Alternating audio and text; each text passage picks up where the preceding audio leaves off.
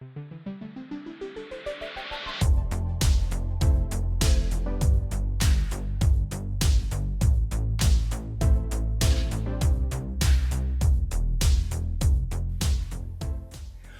to week 3 of With You. As you know, if you've been watching for the last couple of weeks, the goal of this series is pretty simple. When a friend is having a hard time, we want to figure out how to be there for them. But it's not always easy to be there for our friends when we're also dealing with so many problems of our own. So let me ask you, in real life, what are some things every person needs? There are so many reasons why we might need each other's help. At any given time, we might have an emotional need, a practical need, a relational need, or a spiritual need. In the last 2 weeks, we've talked about some of the ways we can help meet each other's needs emotionally and relationally. But today, let's focus on how we can help meet each other's practical needs. We're human, which means we all have the same important practical needs. What do you think those practical needs are? How about food, water, shelter, clothing, education, safety, medical care, caring adults like parents?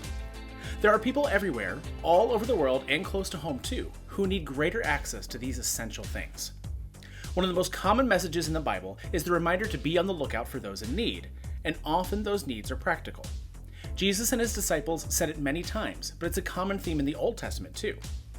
Today, let's see how God used the prophet Elijah to help meet some people's needs.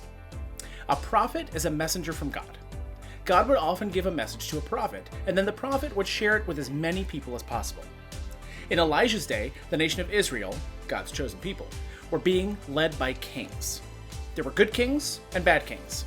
Kings that followed God and kings that rejected God and followed other fake gods instead. One of these kings was King Ahab, the 7th king of Israel and the most evil Israelite king so far. Ahab and his wife Jezebel both rejected God and worshipped a fake god named Baal instead. God sent Elijah to give Ahab a message. Because of their wickedness, there would be a drought in the land. In the midst of this drought, even Elijah was struggling to find food, so God sent him to a creek to get water and sent ravens to bring him food. When the creek dried up and the ravens ran out of food, here's what happened. Then the word of the Lord came to him. Get up, go to Zarephath that belongs to Sidon and stay there. Look, I have commanded a woman who was a widow to provide for you there. So Elijah got up and went to Zarephath.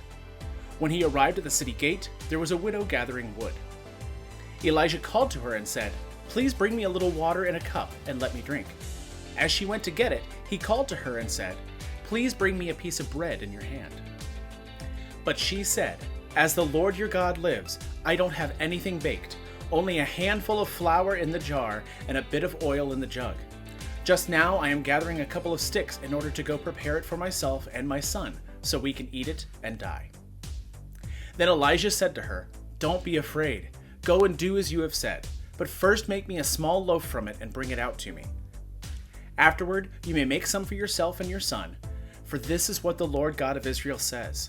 The flour jar will not become empty, and the oil jug will not run dry until the day the Lord sends rain on the surface of the land." So she proceeded to do according to the word of Elijah. Then the woman, Elijah, and her household ate for many days. The flour jar did not become empty, and the oil jug did not run dry, according to the word of the Lord he had spoken through Elijah. Okay, let's think about how weird this story is for a minute. At first, God and Elijah kind of sound like jerks. Sure, Elijah is hungry and thirsty, but so is this widow. In fact, she and her son are preparing to die of hunger and thirst when Elijah shows up and says, "Hey, God told you to give me the rest of your stuff." But because Elijah knows God's character, he understands why he's been sent. Elijah wasn't sent to this widow to take whatever she had left. God sent Elijah to help her. Through Elijah, God provides this woman and her son with the miracle they need. As a result, they're able to make all the food they and Elijah need. But here's something you may not have noticed. Elijah doesn't just secure food and water for this family and leave. He stays with them for some time too. This is a simple story, but I think it communicates a few important things about what to do when someone is in need. Whether you identify more with Elijah or with the widow and her son, this story shows us that we need each other. God gives us each other to help meet each other's needs. Elijah may have helped provide for the widow and her son, but the widow provided for Elijah's needs too.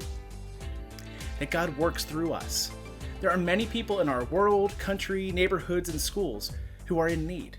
But like Elijah, we have to be willing to go where God sends us. There's enough for everyone. Rather than being driven by selfishness or fear, Elijah and the widow trusted God would provide enough for all of them, but it required sharing their extra resources instead of hoarding them. That relationships matter. Elijah didn't just send this family a check in the mail or perform a miracle and leave. This wasn't just an obligation or charity work. They also built real relationship over time. In Elijah's time, it was clear God cared about caring for people in need. It's clear that was still God's heart when Jesus was here on earth. In Jesus' time, some people believed God wanted certain people to suffer. They thought maybe those people deserved it. But when Jesus showed up, he showed us a different way. Jesus cared deeply about people. He sought out people who had needs and helped meet those needs, but he also spent time with them. In the Gospel of Matthew, Jesus said when he returns, he'll ask all of us how we helped our neighbors when they were in need. Did we give food and water to the hungry and thirsty? Did we take care of strangers? Give clothes to those who need them? Did we care for sick people? Visit prisoners? And the king will answer them, "Truly I tell you, whatever you did for one of the least of these brothers and sisters of mine, you did for me." Jesus saw people's needs, but he also saw their humanity, and he calls us to do the same.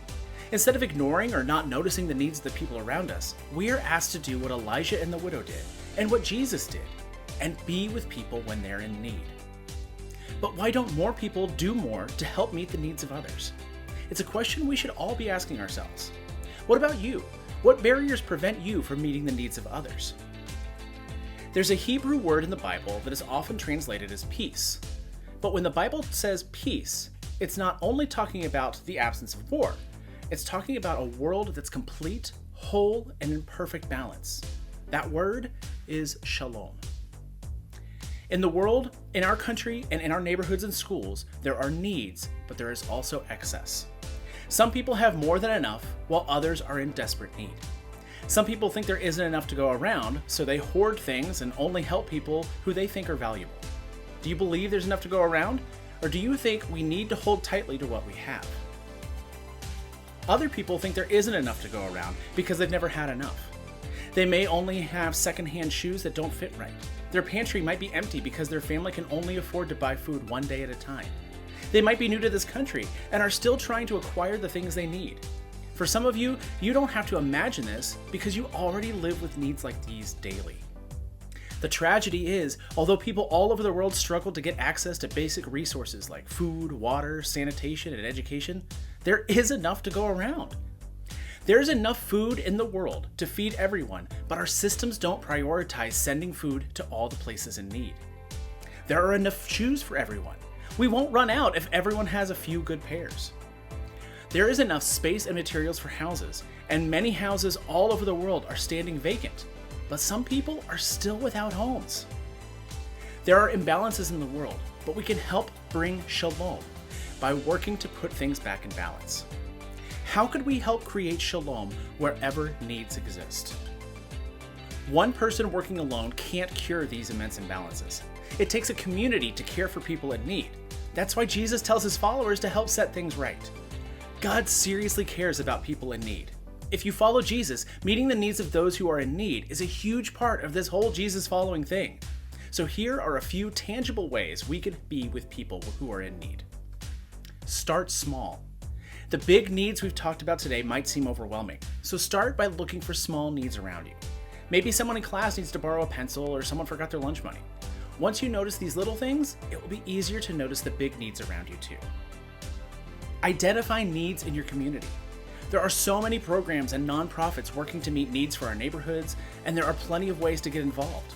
We could fundraise, show up to help, or donate supplies that they give to people who need them, like food for food banks, socks and coats for homeless shelters, or school supplies for students who can't afford them.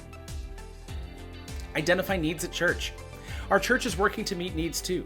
See if there are any needs here that could be helped with your energy and time. Maybe the children's ministry needs all the chairs washed, or there's garbage outside that needs picking up, or the care ministry needs someone to distribute supplies. Bring your own talents. Think of unique talents you have, like playing sports, calligraphy, making movies, or being a leader people follow.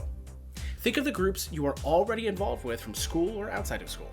Then get creative about ways you can use the activities you already enjoy to help meet other people's needs. We all have the power to address the imbalance in the world and help set it right. The only way we can do this is in community and with God's help. Sometimes you're the one in need and sometimes you're the one who has more. But whether it's someone across the ocean or across the street, we're called to be with people when they're in need.